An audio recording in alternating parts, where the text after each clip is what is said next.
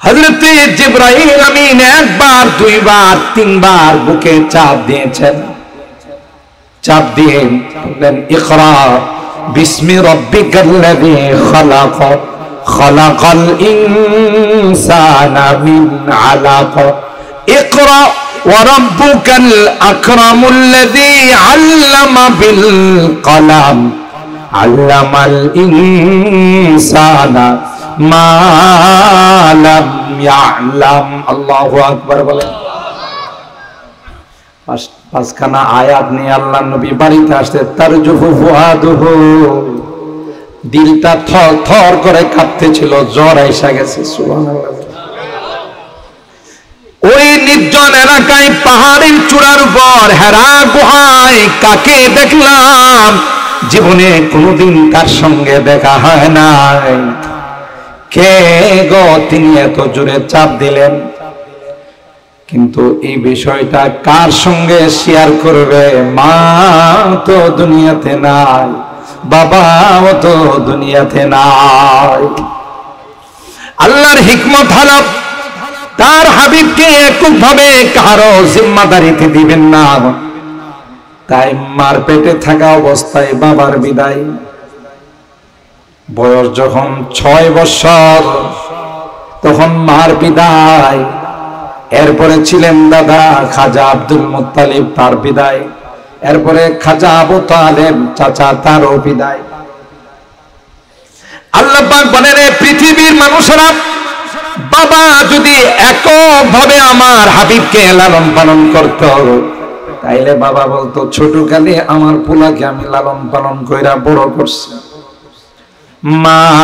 মা যদি লালন পালন করত, মা দাবি করত আমি আমার মুহাম্মদকে লালন পালন করে বড় করছি। কিন্তু না, কারো মাধ্যমে আমি লালন পালন করাবো না, স্বয়ং আমি আল্লাহ আমার হাবিবের জিম্মাদার। এই জন্য আল্লাহর হাবিব বলেন, আল্লামানি রব্বি ফাআহসানা তালিমি ওয়া আদাবানি রব্বি ফাআহসানা তাদিবি। নারে না, আমাকে কেউ লালন পালন করেন নাই, স্বয়ং আসমানের মালিক আল্লাহ আমাকে লালন পালন করেছে।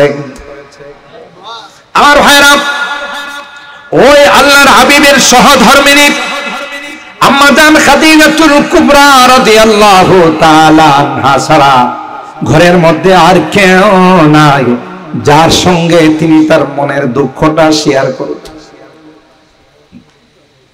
আম্মা জান খাদিজাতুল কুবরা রাদিয়াল্লাহু তাআলা আনহার কাছে এসে কই, খাদিজা জাম্মিলুনি জাম্মিলুনি, এ খাদিজা গায়ে এত পরিমাণ তাপ আসছে, জ্বর আসছে, আমি কোনোভাবে আর পারতেছি না, খাদিজা কম্বল দিয়ে আমাকে জড়ায় ধরো। সুবহানাল্লাহ। লাকাদ খাশিতু আলা নাফসি, এ খাদিজা এমন চাপ দিয়েছে, এমন ভয় পেয়েছি খাদিজা, আমার মনে হয় আমি বাঁচবো না। লাকাদ খাশিতু আলা নাফসি। কষ্ট পাইছেন না? পাইছেন না? কোন জায়গায় যেখানে কোনো মানুষ না, জাবালে নূর, 2500 ফিট উপরে জমিন থেকে হজ উমরা করতে গেলে যারা উপরে উঠে, নিচের থেকে মনে হয় কবুতর গুলো হাঁটতেছে, ঠিক কিনা বলেন? আবার ওখান থেকে নিচে নামতে হয়, নিচে নামার পর ছোট্ট একটি গুহা, যে গুহাতে একটা মানুষ তাশাহুদের শুরুতে বসা ছাড়া কোনো জায়গা নাই। আমার ভাইরা, আম্মা জান তখন কি জবাব দিয়েছে? আম্মা জান বলেন, কাল্লা ওয়াল্লাহ মা ইউখজিকাল্লাহু আবাদা। আল্লাহু আকবার বলে। ওগো আল্লাহর হাবিব, না না, আল্লাহর কসম করে যদি আমি বলি, রে আল্লাহর হাবিব, আপনার মতো মহামানবকে কোনদিন আল্লাহ পাক অপমান করবেন না। সুবহানাল্লাহ। আমি আমার অনেক বয়ানে বলে থাকি, স্বামী স্ত্রীর সম্পর্ক এরকম হওয়া দরকার। এজন্য কোরআনে আল্লাহ বলেন মিন আয়াতিহি আন খালাকা লাকুম মিন আনফুসিকুম আজওয়াজা লিতাসকুনু ইলাইহা ওয়া জাআলা বাইনাকুম মাওয়াদ্দাতাও ওয়া রাহমা ইন্না ফী যালিকা লাআয়াতিন লিকাওমিন ইয়াতাফাক্কারুন। সুবহানাল্লাহ। আল্লাহ বলেন আমার কুদরতি নিদর্শনের অন্যতম নিদর্শন তোমাদের স্ত্রীগণকে, তোমাদের পত্নীগণকে আমি আল্লাহ তোমাদের থেকে বানাইছি। সুবহানাল্লাহ বলেন।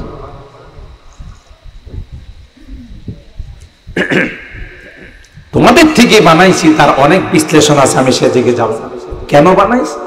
লিতাসকুনু ইলাইহা, বাইরে তোমরা কাম কাজ করবে, পেরেশান হবে, টেনশনে থাকবে, বাসায় আসলে তোমাদের স্ত্রীদের সঙ্গে বসে কথা বললে, তাদের সেবা পাইলে তোমার মনটা শান্ত হয়ে যাবে। সুকুনাত। 2 নাম্বার ওয়া জাআলা বাইনাকুম মাওয়াদ্দাতাও ওয়া রাহমা। তোমার বাড়ি সিলেট, ঢাকা দক্ষিণ, পশ্চিম কানিসাই, তুমি বিয়ে করেছো রাজশাহীর মেয়েকে, চট্টগ্রামের মেয়েকে, সেই উত্তরবঙ্গের মেয়েকে, বিসমিল্লাহ কবুল বলার সাথে সাথে দুইজনের মধ্যে এমন প্রেম আর ভালোবাসা, এমন মহব্বতের সৃষ্টি হয়, গোটা বিশ্ব মিলে তাদের এই মহব্বত ভাঙতে পারবে না। ঠিক কিনা বলেন? এই মহব্বত কে জোড়াইছেন? জোরে বলে ওয়া জাআলা বাইনাকুম মাওয়াদ্দাতাও ওয়া রাহমা। তাইলে এই বুখারী শরীফের এই হাদিস দ্বারা বোঝা যায় স্বামীরা বাহিরে কাজ করবে, জব করবে, বা কোনো দুর্ঘটনা ঘটে গেলে স্ত্রীদের কাছে শেয়ার করবে, আর স্ত্রীদের কাজ হলো তাদেরকে সান্ত্বনা দেওয়া। কথা কয় না? বর্তমান ম্যাডামরা কি এই সাইজের? কথা কয় না? না, অনেকে আছে, না হলে পর্দার আড়ালে যারা আছে এই যে আবার শুরু করছে আমাদের বিরুদ্ধে। বর্তমান অধিকাংশ ম্যাডামরা এই সাইজের না। আম্মা জান খাদিজাতুল কুবরার বৈশিষ্ট্য তাদের মধ্যে নাই। কথা বলেন ঠিক কিনা? বিপদে পড়ে বাসায় শেয়ার করলে সান্ত্বনা দিবে দূরের কথা, কাটা গায়ে লবণ ছিটায়। আপনি যদি মোবাইল হারিয়ে যা, আর যদি ম্যাডামরে বলেন কোন দিক দিয়ে যে মোবাইলটা চোরামিয়া নিয়ে গেল, কামলা নিয়ে গেল, আমি কইতেই পারি না। স্ত্রী কি কয়, তোমার মতো মগার মোবাইল নিব না তো কার মোবাইল নিব? কথা কয় না? পকেট মার টাকা নিয়ে নিছে, আয়সা বাসায় শেয়ার করলেন যে 2000 টাকা সাইড পকেটে ছিল, কোন সময় যে পকেট মার নিয়ে নিছে, তখন আপনার স্ত্রী ম্যাডাম সাহেবা আপনারা জবাব দিবে যে এই রকমের আলাবোলারে অনেকদিন যাবত খুঁজতেছিল, তোমার মতো এর আলাবোলা বুঝেন তো কিছু বুঝি সুঝে না। এই রকমের আলাবোলা ব্যক্তিরে অনেকদিন যাবত বাসওয়ালাও চাইছিল এই রকমের যাত্রী যদি একটা পাইতাম পকেট মারে কিছু খাবার হইতো। সান্ত্বনা দিল না, কাটা গায়ে লবণ লাগাইল। কথা পায় না।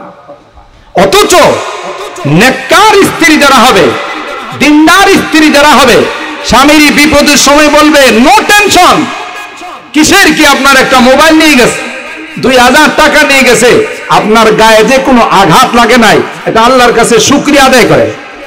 কথা কয় না? জোরে বলেন ঠিক কিনা? 1000 মোবাইল আসবে, 1000 টাকা আসবে, কিন্তু আপনার কিছু হলে সেটা আসবে। এটা ছিল সান্ত্বনার বাণী। দেখেন আম্মা জান আল্লাহর হাবিবের কিভাবে সান্ত্বনা দিচ্ছে। কাল্লা ওয়াল্লাহি লা ইউখজিকাল্লাহু আবাদা। ওগো পয়গম্বর, না না, টেনশনের কোনো কারণ নাই। আমার মনে বলে আমি আল্লাহর কসম করে বলতে পারি, আপনার সান্নিধ্যে এসে আপনার যে আখলাক আর চরিত্র দেখেছি, আপনার মহান আখলাক দেখেছি, পয়গম্বর এরকম মহামানবকে আল্লাহ কোনদিন অপমান করবেন না। ইন্নাকা লাতাসিলুর রাহিম ওয়া তাহমিলুল কাল ওয়া তাকসিবুল মাদুম ওয়া তাখরিজ যায়ফ ওয়া তুঈনু আলা নওয়াইবিল হক। আপনি মেহমানদারি করেন, দুর্যোগের সময় মানুষের পাশে দাঁড়ান, আত্মীয়দের সঙ্গে সুসম্পর্ক বজায় রাখেন। ও পয়গম্বর, আপনি বিভিন্ন বিপদে আপদে মানুষকে সাহায্য করেন। আর এই গুণ যাদের মধ্যে থাকে এরা কোনদিন এদেরকে আল্লাহ অপমান করেন না। ঠিক কিনা বলেন? আমার ভাইরা, আমাদের মুখে অনেক আগের থেকে স্লোগান সোনার বাংলাদেশ চাই, কথা বলেন ঠিক কিনা? সোনার বাংলাদেশ, সোনার বাংলাদেশ আমরা গড়তে চাই, কিন্তু সোনার বাংলাদেশের জন্য সোনার মানুষ লাগবে। কথা বলেন না? মানুষ যদি রূপার হয়, লোহার হয়, এদিক দিয়ে কি সোনার বাংলা পাইবে না? মানুষ সব দুর্নীতিবাজ, সব ডাকাত, সন্ত্রাস, জালেম, কথা বলেন ঠিক কিনা? চতুর্দিকে সোনার উপরে জুলুম করে বেড়ায়। এদেশের হাজার হাজার কোটি টাকা বিদেশে পাচার করে সুইস ব্যাংকে জমা করে, এটি কোনোদিন সোনার বাংলার মানুষ হতে পারে না। কথা বলেন ঠিক কিনা? কিন্তু আস্থার ডাকাত, ডাকাতরা রাত্রে বেলায় ডাকাতি করে, আর এগুলো দিনের বেলায় অফিসে বসে কলম দিয়ে ডাকাতি করছে। কথা বলেন ঠিক কিনা? 40 টাকার পেঁয়াজ কৃষকে বিক্রি করছে, আর আপনি আমি 500 টাকা দামে কিনছি। মাঝখানের টাকা এই সমস্ত ডাকাতদের পেটে গেছে। কথা বলেন ঠিক কিনা? জুলুমবাজদের পেটে গেছে। মনে রাখেন, পৃথিবীতে যত জালেম জুলুম করেছে তাদের পরিণতি অত্যন্ত ভয়াবহ হয়েছে। স্বপ্ন দেখলে চলবে না। জালেমদেরকে আল্লাহ সাথ দেন, ছেড়ে দেন না। ঠিক বললাম? এটা খেয়াল রাখেন, এটা কোন ব্যক্তি বিশেষের বেলায় নয়, সবার বেলায় এটা মনে রাখতে হবে যে জুলুম যারা করে, জুলুমবাজ যারা হয়, তাদের 1 নম্বর দুর্ভাগ্য হলো তাদের কপালে হেদায়েত না।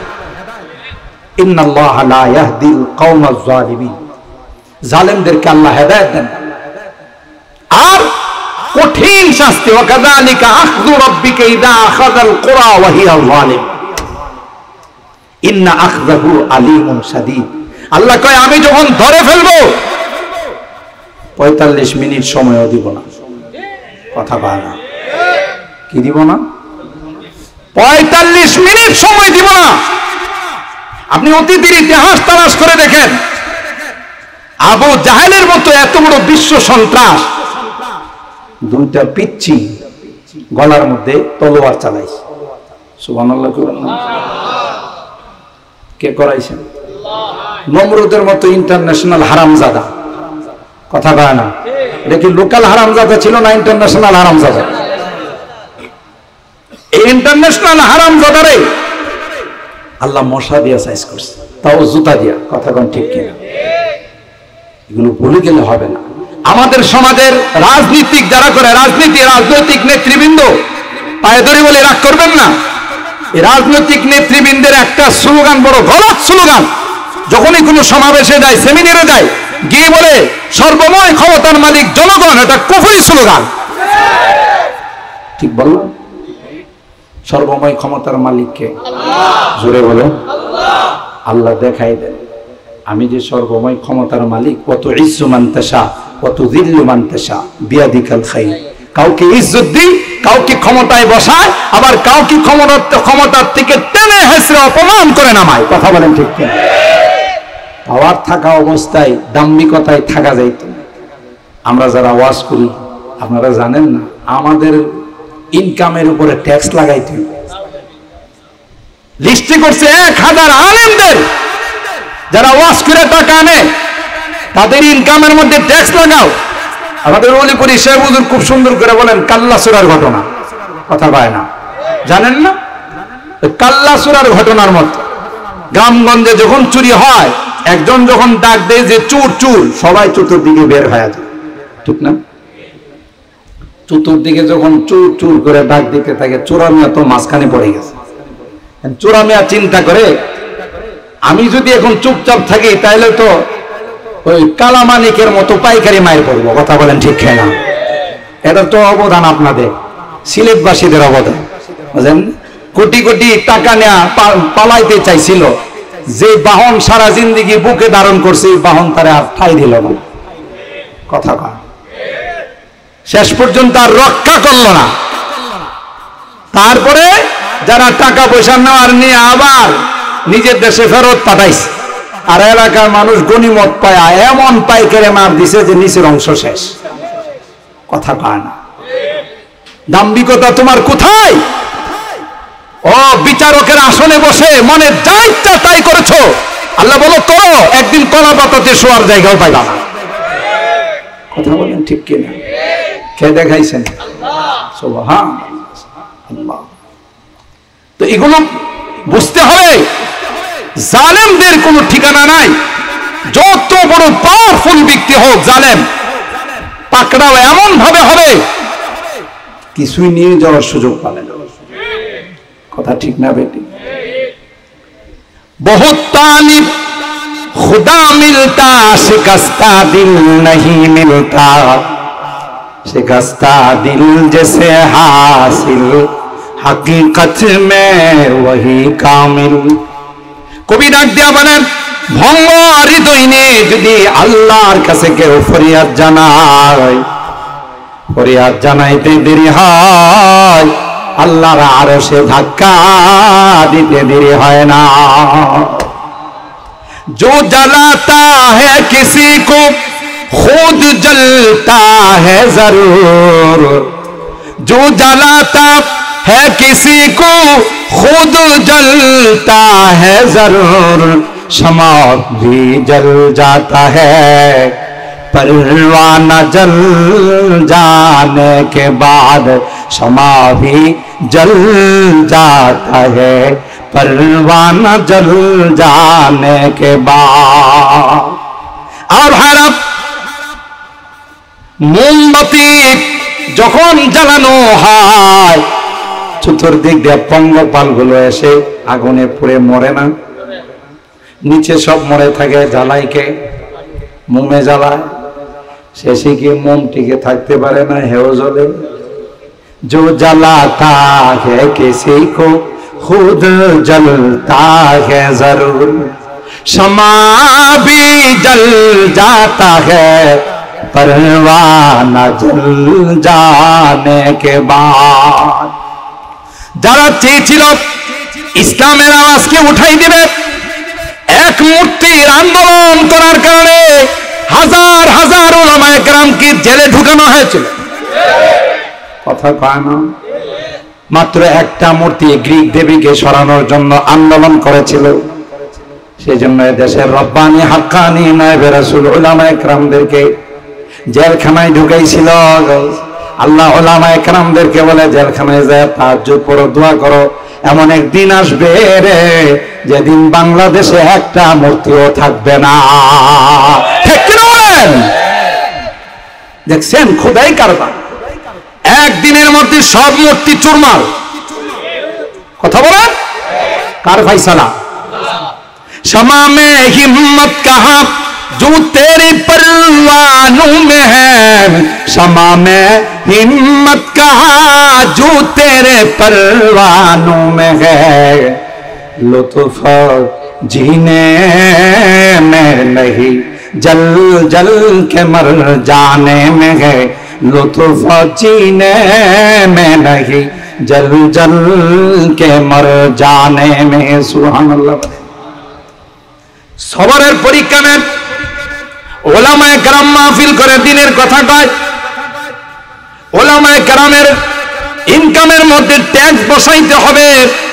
আসল কাহিনী ছিল ওই কাল্লা চোরার ঘটনা। কথা বলেন ঠিক কিনা? যখন দেখলো চতুর্দিক দিয়া চোরা চোর চুর চোর বলা শুরু করলো, চোরামিয়ার আওয়াজ তাদের চেয়ে আরো বাড়াই দিল। কারণ যদি আমি কোনো আওয়াজ না করি তাহলে তো আমাকে সবাই ধরে ফেলবে। ঠিক যারা ইনকাম ট্যাক্স বসাইতে চেয়েছিল আলেম ওলামাদের বিরুদ্ধে বিভিন্ন অপবাকাণ্ডে অপপ্রচারে লিপ্ত হয়েছিল, তাদের কারণ একটাই ছিল, যে পয়সা দুর্নীতি করছি, যে পয়সা আত্মসাৎ করছি, যে টাকা দেশের বাহিরে নিয়ে জমাইছি, কোনোদিন ধরা পড়লে আমাদের অস্তিত্ব থাকবে না। কথা বলেন ঠিক কিনা? আলেম ওলামাদের বিরুদ্ধে বিশুদ্ধগান। যেখানে মহিলা মাদ্রাসা, যেখানে পুরুষ মাদ্রাসা, এই কওমি মাদ্রাসাগুলো, দিনের প্রতিষ্ঠানগুলোর বিরুদ্ধে তাদের ছিল চুলকানি। কথা কয় না, কি কইছে জানেন? কই বাপরি বাপ, এই মাদ্রাসাগুলো ব্যাঙ্গের ছাতার মতো গজাইতেছে, বলে না এই কথা?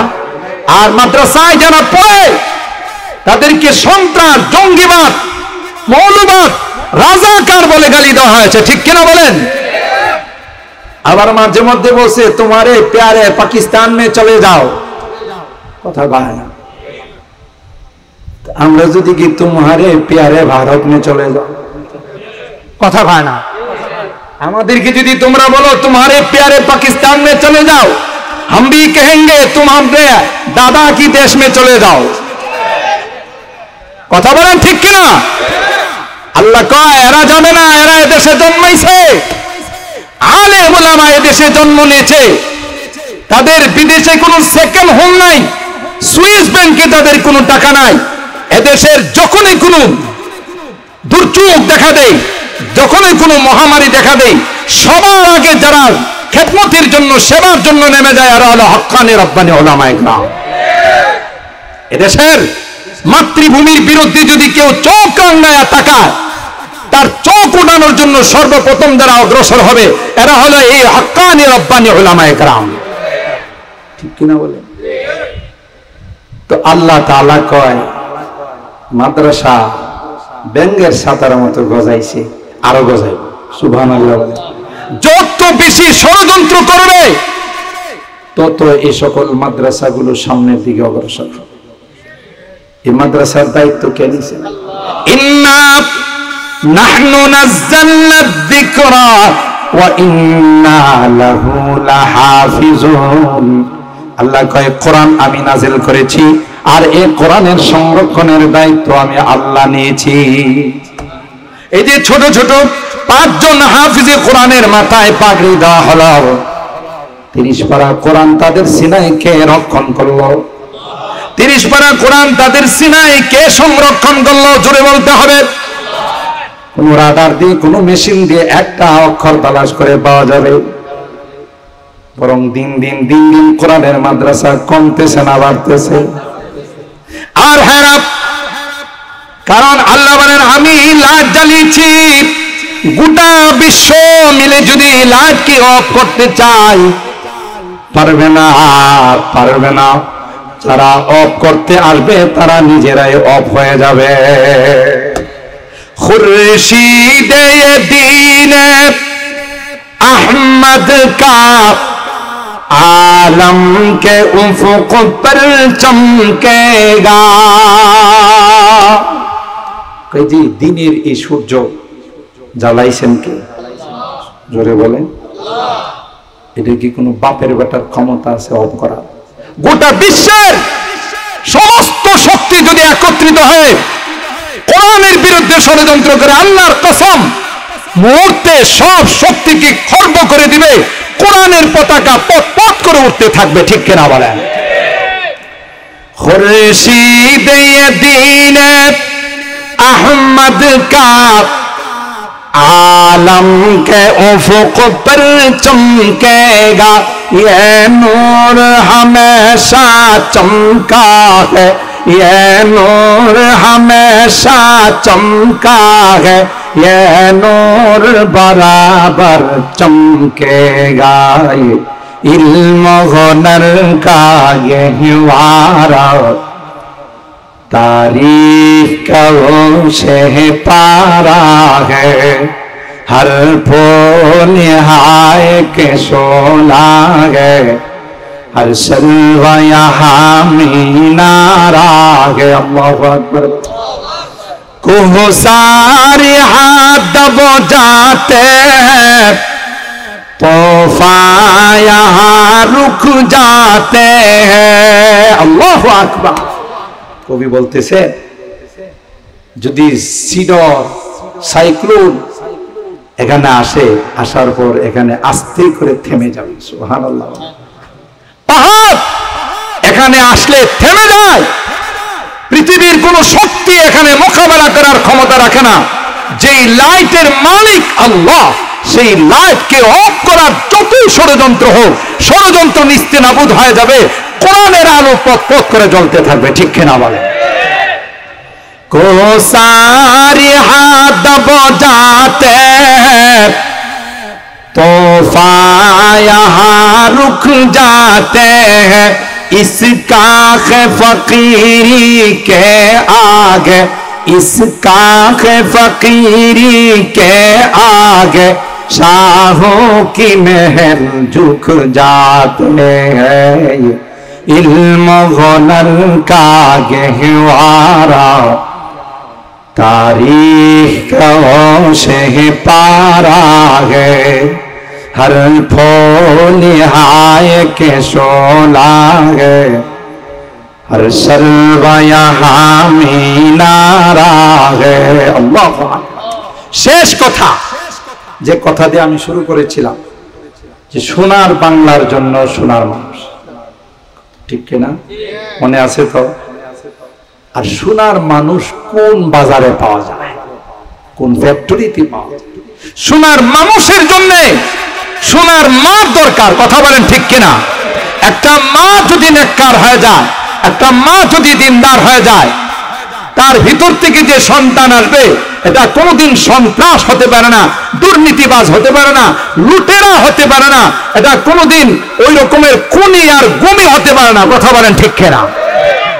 নিঃসন্দেহে নেককার মা থেকে যে সন্তান বাড়ি হবে, সন্তানও কি হবে? নেককার হবে। যে মা পেটে সন্তান থাকা অবস্থায় নামাজ পড়ে, রোজা রাখে, পর্দা মেনটেন করে, যেমন খাদিজাতুল কুবরা রাদিয়াল্লাহু তাআলা আনহা মহিলা মাদ্রাসায় বালেগা হওয়ার আগে থেকে বোরকার ভিতরে পৌঁছাই দেওয়া হয়। ঠিক কিনা বলেন? এরা পর্দা মেনটেন করে, নেককার হয়, দিনদার হয়, তাদের থেকে যে সন্তান আসবে এই সন্তানও নেককার দিনদার হবে। সুবহানাল্লাহ। তাহলে কি বোঝা গেল? যদি সোনার বাংলাদেশ গড়তে হয় তাহলে সোনার মা বানাইতে হবে। সোনার মা বানানোর ফ্যাক্টরি হলো এই সকল মহিলা মাদ্রাসা। সুবহানাল্লাহ। মহিলা মাদ্রাসা আছে না, সোনার মা হবে না? যেই বিদ্যালয়ে, যে প্রতিষ্ঠানে লেখাপড়া করার পর বিবাহের আগেই বিবাহের অভিজ্ঞতা অর্জন হয়ে যায়, ওখান থেকে কোনোদিন সোনার মা বাইরে হবে না। কথা বলেন ঠিক কিনা? এটার জন্য মহিলা মাদ্রাসা দরকার। আপনার সন্তানকে যদি নিরাপদ চান, কারণ আল্লাহ কোরআনে বলেন যে নারী বোরকা পরবে, পর্দা মেনটেন করবে, এই নারীর হেফাজতের দায়িত্ব স্বয়ং আমি আল্লাহ। সুবহানাল্লাহ। কেউ তাকে টিচিং করতে পারবে না, কেউ তাকে ডিস্টার্ব করতে পারবে না। দায়িত্ব নেন কে? আল্লাহ। কোনোদিন সম্ভব না আপনি আপনার মেয়েটাকে বিভিন্ন ভার্সিটিতে, কলেজে, স্কুলে পাঠিয়ে আপনি এক মুহূর্তের জন্য টেনশন মুক্ত থাকতে পারেন। কথা কয় না কেন? যে না জানি কোন দুর্ঘটনা ঘটে যায়। আল্লাহ কয় টেনশন মুক্ত থাকার একটা পদ্ধতি কোরআনে আমি শিখাই দিলাম। ইয়া আইয়ুহান নাবিয়্যু কুল লিআজওয়াজিকা ওয়া বানাতিকা ওয়া নিসাইল মুমিনিন ইউদনিনা আলাইহিন্না মিন জালাবিবিহিন। ও নবী, আপনার পত্নীগণকে, মুসলমানদের বাচ্চাদেরকে, মেয়ে মহিলা বাচ্চাদেরকে আপনি বলে দেন, বিশেষ কোনো প্রয়োজনে, ইমার্জেন্সি কারণে যদি তারা বাহিরে যায় আর বোরকা পরে যদি যায়, ঘরে আসা পর্যন্ত তার নিরাপত্তার দায়িত্ব আমি আল্লাহ। আর জোরে বলেন। তাহলে নিরাপত্তার ব্যবস্থাপনা কে দিছে? আমরা সেই নিরাপত্তার ব্যবস্থাপনার প্রেসক্রিপশন গ্রহণ করি না, যে কারণে আমরা টেনশনে থাকি। আমি তো বলি বাংলাদেশের রাষ্ট্রীয় আইন যদি হয়ে যায়, এদেশের মুসলিম নারীরা বোরকা ছাড়া বাহিরে যাবে না, বোরকা পরে শরীয়ত বিধান পালন করে বাহিরে যাবে।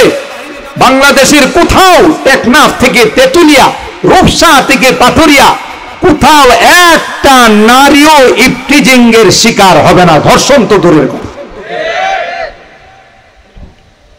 ওই যেখানে ঘা, ওখানে যদি মলম না লাগায়, অন্য জায়গাতে লাগাইলে ঘা সারবে, ক্ষতস্থান শুকাবে। বাইক অ্যাক্সিডেন্ট করে ডাক্তারের কাছে গেছে, বাইক চালায় যারা, তারা অ্যাক্সিডেন্ট করে না এরকমের লোক বহুত কম। কথা কয় না। তার একটা কারণ হলো, যারা বাইকওয়ালা আছেন রাগ করেন না, একটা কারণ হলো বাইকে যখন কেউ উঠে মনে করে গোটা পৃথিবীর বাদশা আমি, কথা কয় না। সে যেই হোক, আর পিছনে যদি একটা আওয়াজ দিতে পারে তাহলে তো হ্যাঁ নিজে আজরাইল, কথা কয় না। পিছনের আওয়াজ পর্যন্ত হেজে যাইতেছি এলাকায়, বাসাবাড়ির লোকজন তো জানার দরকার, এই জন্য ফু ফু করে আওয়াজ দিয়ে যাইতেছে, দেখ আমি যাইতেছি, কথা বলেন ঠিক কেন? তো এই যখন মন মানসিকতা থাকে, রাস্তাতে যত গাড়ি ঘোড়া আছে এগুলোর এর চোখে লাগে না, এই জন্য কোনোটার উপরে উঠাই দেয় অথবা নিজে আইল্যান্ডের উপরে ওইটা বসে থাকে, কথা বলেন ঠিক কেনা? এই জন্য খুব কম আছে যারা বাইক চালায় অ্যাক্সিডেন্ট করে না। তো বাইক চালায় ব্যথা পাইছে, ডাক্তারের কাছে গিয়ে বললো যে মারাত্মক ব্যথা পাইছি, হাঁটুর মধ্যে ব্যথা, এরপরে কোমরের মধ্যে ব্যথা।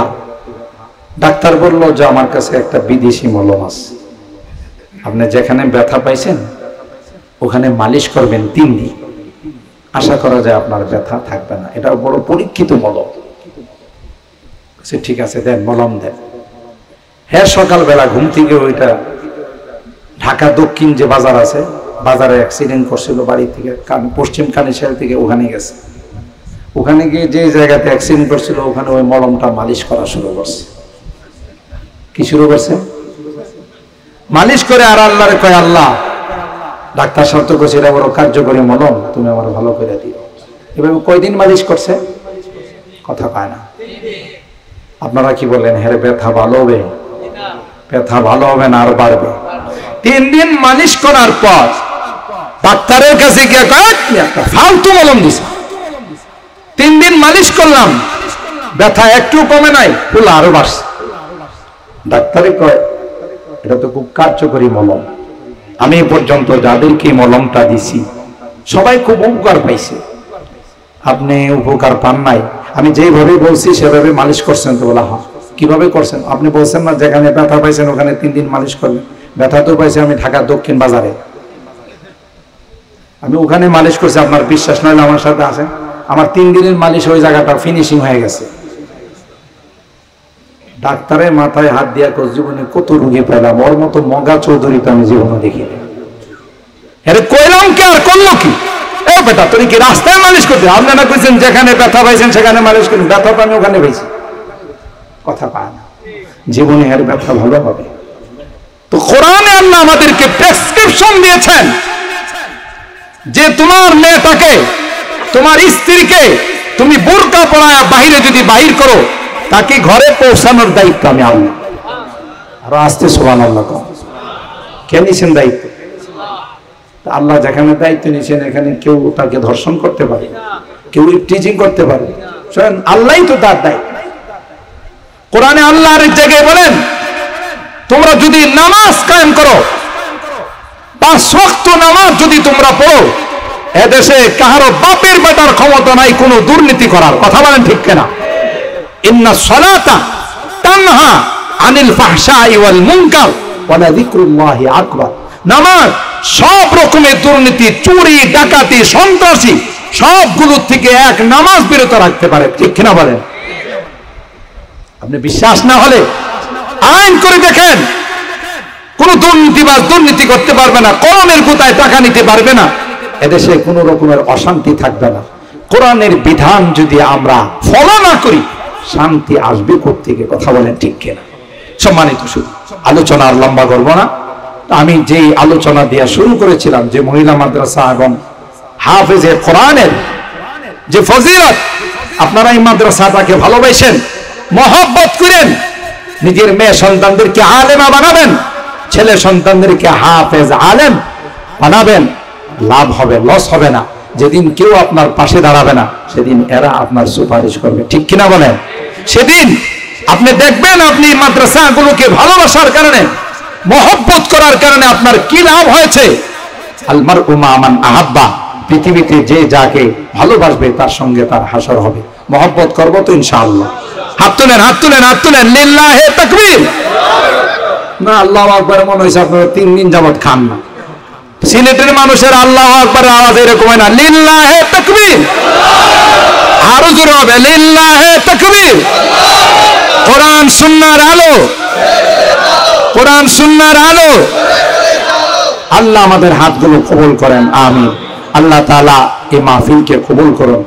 আমাদের অত্যন্ত স্নেহভাজন উদীয়মান তরুণ আলেমে দ্বীন, তিনি আপনারা সবাই তাকে চিনেন, আলী হাসান ওসামা সাহেব। কিছুক্ষণের মধ্যেই তিনি চলে আসবেন। হ্যাঁ, কিছুক্ষণের মধ্যেই তিনি চলে আসবেন।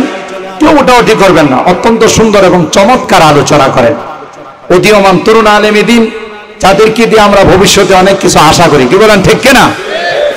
আল্লাহ তাআলা ওনার হায়াতে বরকত দান করেন। এবং কেউ উঠবেন না, আমার যেহেতু আবার চলে যাইতে হবে, 11:30টায় আমার